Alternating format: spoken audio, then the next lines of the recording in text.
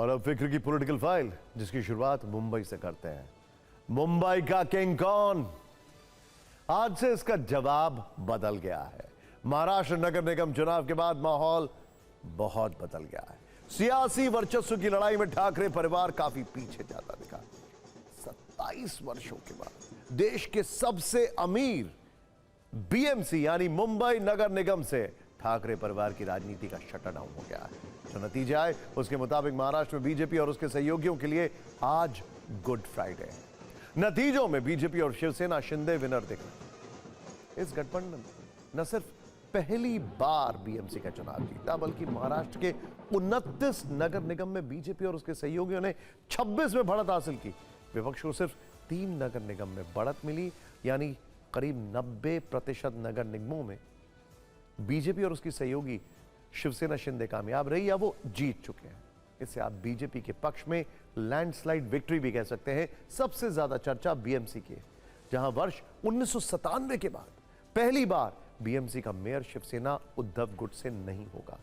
यहां फडणवीस और शिंदे की जोड़ी ने ठाकरे ब्रदर्स का किला ध्वस्त कर दिया है। इस तरह अपने आखिरी गढ़ से शिवसेना यूबीटी आउट हो गई। अब तक घोषित नतीजों के मुताबिक बीजेपी गठबंधन ही 227 सीटों वाली बीएमसी का बॉस है।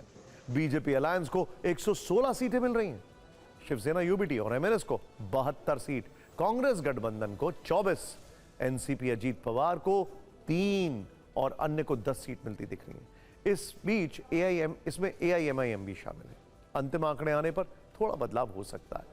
वैसे तो यह चुनाव लोकल लेवल पर लड़ा जाने वाला निगम का चुनाव था, लेकिन मुंबई में मराठियों को लेकर उद्धव ठाकरे और राज ठाकरे राजनीति करते रहे। इस बार दोनों भाई साथ आए, फिर भी वो हाथ टाल नहीं पाए।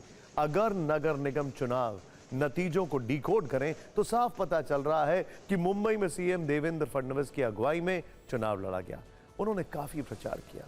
कहा जा सकता है कि उनका जादू चल गया, उन्हें लोग पसंद कर रहे हैं। एकनाथ शिंदे मराठा वोटर को साधने में कामयाब रहे। उन्होंने उद्धव ठाकरे और राज ठाकरे से मराठा वोट छीन लिया। इन नतीजों से पता चल रहा है कि मराठा वोटरों में ठाकरे परिवार का 25 साल का वर्चस्व खत्म हो गया है। बाल ठाकरे वाली अपील दोनों भाइयों में नहीं है, इसीलिए शायद दोनों ठाकरे भाइयों का साथ आना भी काम नहीं आया। अकेले कांग्रेस के लिए मुंबई जीतना मुश्किल है, हालांकि कई जगहों पर कांग्रेस ने अच्छा प्रदर्शन किया है। पवार परिवार मुंबई में फिर कमजोर साबित हुआ है। न शरद गुट कुछ कर पाया और न ही अजीत गुट। नतीजे ये भी बताते हैं कि सीएम फडणवीस और डिप्टी सीएम शिंदे की जोड़ी पर मुंबई को भरोसा है। वैसे बीजेपी गठबंधन के लिए कामयाबी की बात यह भी है कि उसे सिर्फ बीएमसी में जीत नहीं मिली है, बल्कि उसने नागपुर, पुणे, ठाणे, नवी मुंबई, पिंपरी चिंचवाड़ और नासिक में भी बढ़त बनाई है। ये सारे बड़े और धनवान नगर निगम हैं। शानदार जीत के बाद देवेंद्र फडणवीस मुंबई में बीजेपी के दफ्तर पहुंचे। बीजेपी कार्यकर्ताओं ने जश्न मनाया। फडणवीस ने कहा कि महाराष्ट्र पीएम मोदी पर बहुत भरोसा करता है। महानगरपालिकेच्या निवडणुकीमध्ये भारतीय जनता पार्टी आणि महायुतीला महाविजय मिळालेला आहे आणि एक प्रकारे सगळे रेकॉर्ड हे आपण त्या ठिकाणी तोडलेले आहेत। आज महाराष्ट्र में 29 महानगरपालिका के चुनाव में 25 जगह पर भारतीय जनता पार्टी और मित्रों का विजय हुआ है। महाराष्ट्र की जनता ने भारतीय जनता पार्टी पर पूर्ण विश्वास दिखाया है आणि ज्या प्रकारे वेगवेगळ्या महानगरपालिकांमध्ये रेकॉर्ड ब्रेक अशा पद्धतीचं मॅन्डेट आहे। या मॅन्डेटने एक गोष्ट स्पष्ट केली आहे की लोकांना विकास हवा आहे, लोकांना प्रामाणिकता हवी आहे आणि म्हणून लोकांनी आपल्याला या ठिकाणी निवडून दिलेला आहे। ये नतीजे विपक्ष के लिए चिंता की बात है। हालांकि शिवसेना यूबीटी इसे स्वीकार नहीं करना चाहती है। संजय राउत ने आज ही कहा कि आंकड़े झूठे हैं, लेकिन महाराष्ट्र का माहौल क्या है, इन बयानों से समझिए।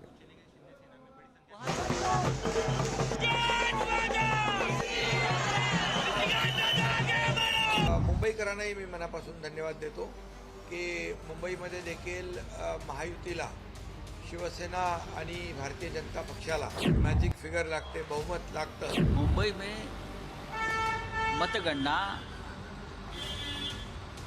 जिस तरह से शुरू है, पूरे निर्णय नतीजे आने के लिए रात के 12 बजेंगे, रात को 12 बजे। जो आंकड़े सामने आ रहे हैं वो झूठे हैं। मैं ये मानता हूँ कांटे की टक्कर है, टक्कर चल रही है। अभी मेजॉरिटी मेयर की कुर्सी पे जय श्री राम और आई लव महादेव के विचार के सोच के हमारे मेयर सब जगह महायुति के बैठने की पूरी तरीके से तैयारी है।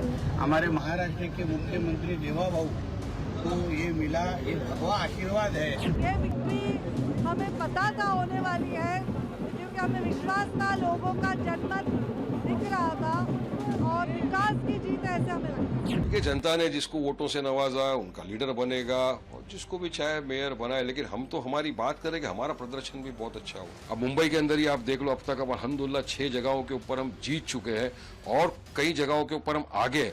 तो ये दर्शाता है कि पब्लिक जो थी, जनता ने पूरी तरह से असद ओवैसी साहब की क़यादत को अपनाया। ठाकरे परिवार अपना मजबूत किला क्यों नहीं बचा पाया, आपको इसकी 9 वजह बताते हैं। पहला, मराठी मानुष वाली राजनीति नाकाम रही। दूसरा, मराठा वोटर्स में शिंदे गुट की पैठ पड़ी। तीसरा, मुंबई के सामने नया मॉडल नहीं रख सके। चौथा, एंटी उत्तर भारतीय की छवि से नुकसान पहुंचा। पांचवा, मुंबई में गैर मराठी लोगों की आबादी बढ़ी। छठा, शिंदे के साथ कई मराठी नेता अलग हुए। सातवां, सीट शेयरिंग फॉर्मूले को लेकर सवाल उठे। आठवां, लगातार हार से कैडर का उत्साह कम होता गया। और नौवां, हिंदूवादी छवि कमजोर होने से भी नुकसान हुआ। और सबसे बड़ा फैक्टर, जनता ने चेंज के लिए वोट किया है, यानी वो खुश नहीं थे जिस तरीके से चीजें चल रही थीं। तो अब जिनको वोट किया है उनको संभल के चलना चाहिए। ठाकरे परिवार की हार के बाद अन्ना मलाई और रसमलाई एक बार फिर से ट्रेंड कर रहा है। बीजेपी सांसद पीसी मोहन ने रसमलाई की तस्वीर के साथ ठाकरे परिवार पर कटाक्ष करते हुए लिखा, ऑर्डर सम रसमलाई, यानी रसमलाई ऑर्डर कीजिए। असल में बीएमसी चुनाव में प्रचार के दौरान राज ठाकरे ने तमिलनाडु के बीजेपी नेता अन्ना मलाई का मजाक उड़ाते हुए रसमलाई वाला तंज किया था, जिसका जवाब बीजेपी सांसद ने उसी भाषा में दिया। खैर,